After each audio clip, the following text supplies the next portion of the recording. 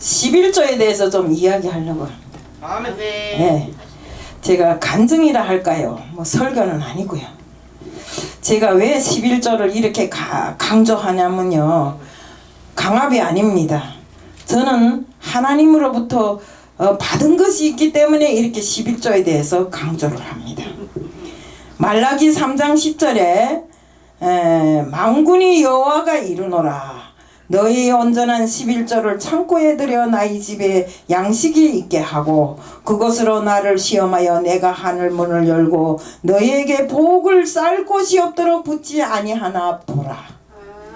아멘. 예, 하나님이 이렇게 말씀하셨잖아요. 아멘. 내가 이 11조를 말하면 어떤 사람들은 저 뒤에 앉아서 11조 내지 말아야 되는데 11조 내면 죄를 받는데 이러더라고요. 그것도 한다 하는 신학 박사님이 앉아서 그런 소리를 하시더라고요. 우리가 11조를 하나님께 드려야 돼요? 안 드려야 돼요? 드려야 되지요. 11조는 드리려면 온전히 드려야 됩니다. 11조는 반드시 하나님 것을 우리가 돌려드리는 것입니다. 내 것 드리는 게 아닙니다. 예? 하나님 것을 돌려드리는 것입니다. 아멘. 제가 중국에 있을 때요, 하나님을 믿으라는데 안 믿었어요. 아들이 중국에 와서 한참 돌아다니더니 어디 가서 아마 교회에 다니는 것 같습니다. 둘째 아들이 엄마, 세상에 이렇게 답답할 때 하나님 믿으면 참 좋습니다 이러더라고요. 하나님이 어디 있게다가 그 하나님을 믿고 하나님이 믿는데 뭐가 좋냐 이러니까 엄마, 하나님 살아계시요 그러더라고요. 니 살아계신 거 봤냐 하니까 보지는 못했지만 꼭 살아계십니다 이러더라고요. 그러면서 저한테다 성경책을 보내줬어요. 근데 그 성경책을 보니까 우르르 이렇게 그냥 뭐 모르니까 이렇게 쭈르르 이렇게 펼쳐봤어요. 맨 뒤쪽에 가니까 뭐 십계명이란 게 있는데 어찌하여 그 십계명이 김일성 10대 원칙하고 똑같더라고요. 토도 안 틀리더라고요. 예. 그러니까 제가 아들한테다가 반박을 했어요. 야, 김일성인데서 풀려난 지 몇 달이나 됐다고, 얼마나 됐다고 또 김일성이를 믿으라고 그러냐고. 거기 어디 김일성이 있습니까 이러더라고요. 그러니 김일성이 있잖아, 이 10대 원칙이 여기 있잖아 하니까 그가 하는 말이, 엄마, 김일성이는 100년도 못 살았는데 하나님은 지금 이 책을 2000년 전에 내놨대. 2000년 전에 살아봤어? 이러면서 고지고대로 반박하고 우기면서 안 믿었어요. 그리고 그 보내준 성경책을 뿍뿍 찢어서 불쏘시개를 해버렸어요. 그렇게 하고 20일 만에 잡혀서 이북에 가갖고 진짜로 소나기 오는 날 먼지 나도록 맞아버렸어요. 예. 제가 매를 맞아서 간이 터지고, 우리 여기 목사님 앉아 계시지만 간이 터지고 뇌가 터졌다면, 목사님 같으면 이런 사람이 약도 한 알도 없는 이런 데서 살아날 수 있었다고 생각하세요? 없지요. 가능하지 않죠. 그런데 일주일 만에 눈을 번쩍 떠보니까 여기에도 족쇄 채워 있고 발에도 족쇄 채워 있고 침대에 묶여 있는데 뭐 약도 없었어요. 그저 죽을 때까지 기다리느라고 침대에 묶어놨더라고요. 또 그 시간이라도 살아서 달아날까. 그래서 막 뺏겨달라고 했어요. 그러니까 안 된대. 내가 잡혀왔기 때문에 안 된대. 그런데 이상하게 사람들이, 그 원장이 그러더라고요. 세상에 이거는 도저히 이해가 안 가는 일이라고 그러더라고요. 이렇게 맞아 터지고 살아난 사람 자기네는 보다 처음이라고 그러더라고요. 그래서 그 병원에서 대충 뭐 어떻게 해서 또 잡혀간 사람이니까 숨이 붙어 있으니까 또 그 노동단련대에 갖다 집어였더라고요. 근데 노동단련대에 가니까 그 단련대장이 제가 데리고 있던 사람이에요. 또 그게 보안원이 나하고 엄청 누나 동생 친한 사람이에요. 그러면서 한단 소리가, 내 밑에서 있던 놈이 나보고 한단 소리가, 야, 너 진짜 바보래다. 한참 바보야. 똑똑한 사람들은 잡혀온 사람이 한 명도 없어 이러더라고. 그런데 근데 나도 바보는 바보지요. 거기서 조금만 달아났으면 됐겠는 거 안 달아나고 잘난 체하고 앉아있다가 잡혀왔잖아요. 아무튼 그건 그거고 잡혀온 것까지는 다 뭐 이해할 만한데 제가 도대체 거기 가서 중국에 다시 건너갈 때까지가 이해가 안 되는 것입니다. 딱 어느 날 감찰과에 군안전부 감찰과에서 오더니 전신홍 나와 하더라고요. 예 하고 나갔어요. 나가니까 전신홍 오늘부터 이 단련대 부처장이야 딱 그러더라고요. 그러면서 야 너는 혁명이 붉은기도 당적 양심도 다 도망강에 버리고 나라를 팔아먹고 달아났냐. 너 그렇지만 그들 크게 생각했어요. 우리 위대한 김정일 장군님이 은혜로 이렇게 부처장이 됐다는 겁니다. 그 속으로는 야 개뿔같이 놀잖아. 내가 옛날에 여기 살 때는 우물 안에 개구리 돼서 몰랐지만 내 중국에 가볼까 세상이 정말 넓더라. 속으로는 그러면서 내가 왜 여기서 50년을 그렇게 구박을 당하며 살았는지 모르겠다 생각하면서 부처장이라니까 부처장은 자유가 있잖아요. 그래서 한다 하고 했어요. 그런데 어느 날 중국에서 돈이 나왔더라고요. 제가 돈을 벌어놓고 나갔잖아요. 식당을 하면서. 돈이 나왔으니까 돈이면 귀신 싸서 맷돌 돌리는 나라가 그 나라거든요. 그래서 돈 갖고 다니면 사탕 싸우고 술 싸우고 담배 싸우고 맨날 나는 알도 못하는 고양이표 담배 싸우래서 고양이표 담배를 맨날 싸들고 아침이면 누군가가 와서 에라 오라 해서 가보면 나갈래? 나갈래 하는 건 가서 뭐 사오라? 이 소리거든요. 그래서 사다 주다 보니까 조금 자유가 있어갖고 나가서 계속 그 나라를 위해서 그렇게 충성했다는 사람이 한순간에 변해버려갖고 그저 어느 순간에 중국에 건너뛸 생각만 하고 있는 것입니다. 그런데 이 조건 저 조건 다 둘러봐야 이게 감히 이루어질 수 없는 것이었는데 돈도 나오고 자유도 있고 이렇게 해서 중국에 넘어갈 수 있는 준비를 만장의 준비를 다 해놨어요. 돈 갖고. 그런데 중요하게는 그게 그곳에 계시는 어떤 할머니가 나보고 자꾸 기도하래요. 그럼 기도를 어떻게 하는데 하니까 기도는 뭐인데 하니까 내 마음을 담아서 하나님만 부르래요. 그래 사람이 물에 빠지면 지푸라기라도 잡잖아요. 그래서 잘 때도 그렇고 자기 전에도 그렇고 아침에 일어나서 열심히 하나님 나는 이만저만 해서 잘못한 게 없는데 잡혀왔습니다. 나 좀 살려주세요. 그래서 그게 내 목표였어요. 그런데 중국으로 탁 건너가는 날인데 새벽 3시 반인데 중국에 탁 넘어갔는데 올라가려고 달아나려고 하니까 막 그쪽에서 불 들고 뭐이라고 하면 뛰내려오는데 이 고막 안이가 뻥해서 안 들리는 겁니다. 그 고막에 막아놓은 거잖아. 우리 이어폰 끼면 좀 그렇잖아요. 그것처럼. 그래서 불이 오니까 막 뭐라 하고 오니까 난 무서워서 도로 뛰었어요. 뛰는데 그 화령 카라오케 그 절벽에 가서 떡 걸린 겁니다. 절벽 가니까 갈 데가 없잖아요. 뒤돌아서면 이북에서 총 쏘겠지. 절벽은 올라가지를 못하겠지. 저쪽에서 날 붙들러 오지.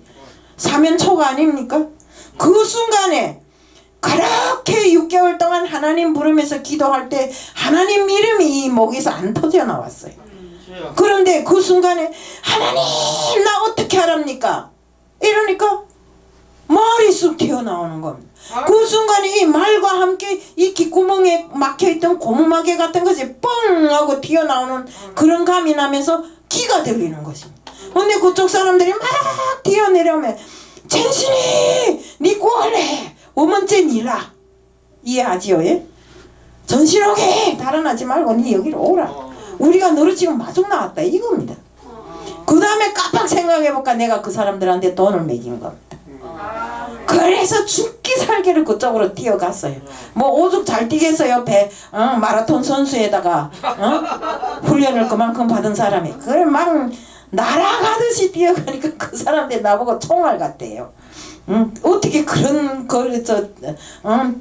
그렇게 빠른 걸음이 되는가고 나보고 물어보더라고. 그래서 그때부터 들어와서 성경책을 다시 얻었어요. 아들한테 부탁해서 다시 얻어갖고 보니까 해치다 보니까 어떻게 정말 누구마다 구약시대 마지막에 가니까 말라기라는 게 있더라고요. 그래서 이건 뭔가 하고 한번 뒤따봤는데 딱 내 눈에 걸린 게 말라기 3장 10절이거든요. 그래 그래서 이 말라기 3장 10절 때문에 제 인생이 변화되고 말라기 3장 10절 때문에 오늘 여기까지 오게 된 것입니다. 네, 그래서 제가 하나님을 실험해 보라니까 이 머리는 완고하잖아요. 이걸 그대로 믿었으면 좋겠는데 안 믿어요. 안 믿게 되고 항상 남을 의심하는 이 본성 때문에 하나님 한번 시험해 보자. 그래서 거기서 식당을 했을까 돈 좀 차고 다녔어요. 그 식당 그에서 벌은 돈을 가지고 교회란 데로 어쩌다 한번 가봤어요. 가니까 엄청 뭐 다정하게 이렇게 해주더라고요. 그래서 그 달에 6,000원을 벌었으니까 600원은 가지고 가야 되잖아요. 그래서 600원을 가지고 갔어요. 간데 이런 헌금함도 아니요. 저 뒤에 나무통으로 짠 헌금함 해놓은 게 있더라고요. 거기다 열하더라고요. 그래서 거기 가서 여차니까 뭐 다 이렇게 돌아앉았는데 누가 날 봐주는 사람도 없어요. 600원 였는 거 봐줬으면 좋겠는데 봐주는 사람도 없고, 그것도 그걸 여차니 달달달달 손이 떨리는 겁니다. 솔직히 말로 600원이면 중국 사람이 한 사람 반이 한 달 월급이에요. 그러니까 손이 달달 떨리는데 이렇게 힘들게 벌은 돈인데 하고 그러다가 그럼 뭐 한 절반만 넣어보지 뭐. 절반 딱이었어요. 근데 그번 달에는 딱 절반만큼 벌어지는 거예요. 야 이거 안 되겠다. 그럼 한번 타여볼까? 하고 그번에 가서는 3,000원 벌었잖아요. 3,000원 벌었으니까 또 300원을 갖다가 달달 떨리는 것도 였어요. 억지로 였어요. 요거 볼까? 그번에는 또 제대로 잘 벌리는. 그러게 하기를 반복해서 한 5-6번 해봤어요.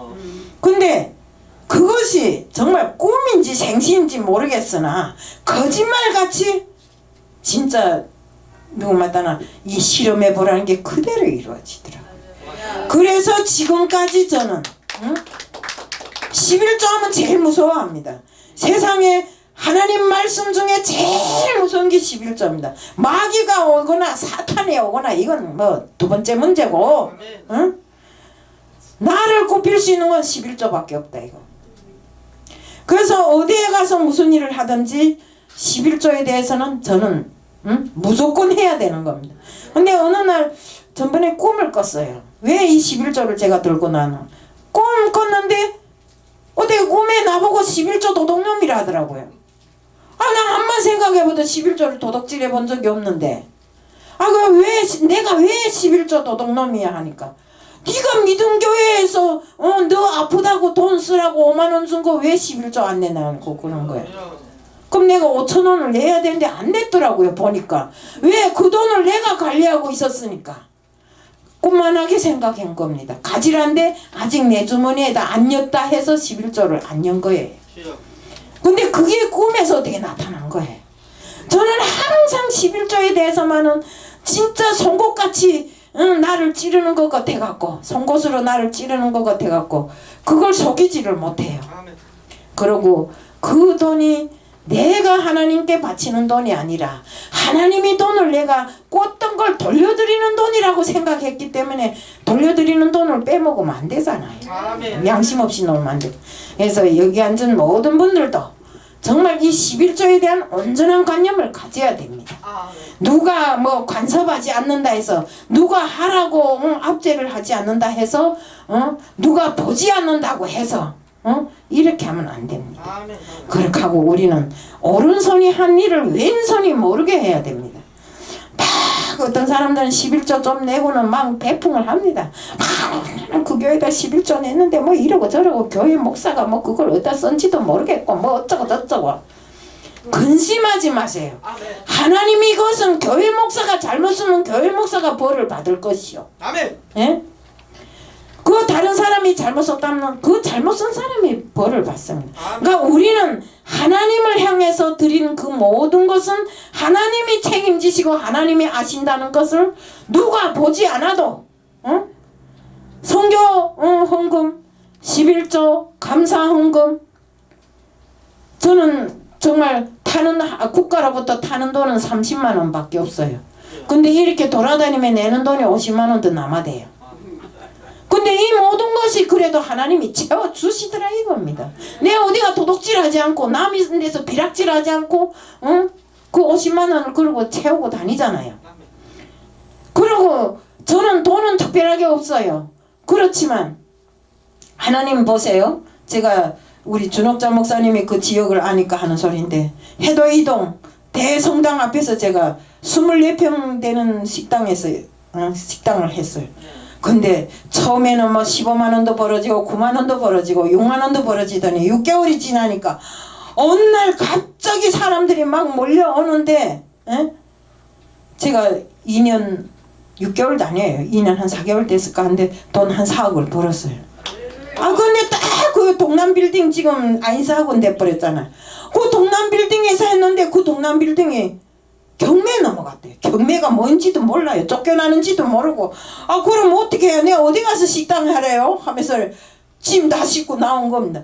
짐 싣고 나와보니까 다시 식당 하고 싶은 생각이 없었는데 누군가가 와서 어떤 집사님이 와서 어휴 나는 여기다 운명을 걸었다고 내 인생을 여기다 걸었으니 집사님도 한번 그렇게 해보세요 하더라고.